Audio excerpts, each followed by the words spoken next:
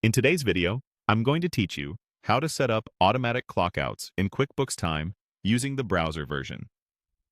Automatic clockouts are a simple way to prevent forgotten punches, reduce timesheet cleanup, and keep payroll accurate. We'll walk through the exact settings in the browser, and I'll add a few tips along the way so you can choose the option that best fits your team. First, open your preferred web browser and log in to QuickBooks Time.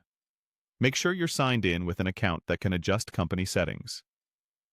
Once you land on your dashboard, we'll head straight to the Settings area. On the left-hand menu, click Company Settings. This is the control center for organization-wide preferences. Inside Company Settings, look for the section called Time Options. Select Time Options. This page holds the key time tracking preferences that affect how clock-ins and clock-outs behave across your account. Now find the Automatic Clock-Out section. This feature ensures that if someone stays clocked in by mistake, the system will clock them out for you. Toggle the Automatic Clock-Out setting to enable it. Next, set the time limit for clocking out automatically. One option is to clock employees out after a set number of hours, which fits predictable shift lengths like 8 or 10 hours. Another option is to clock out at a specific end-of-day time for operations that close at a consistent hour.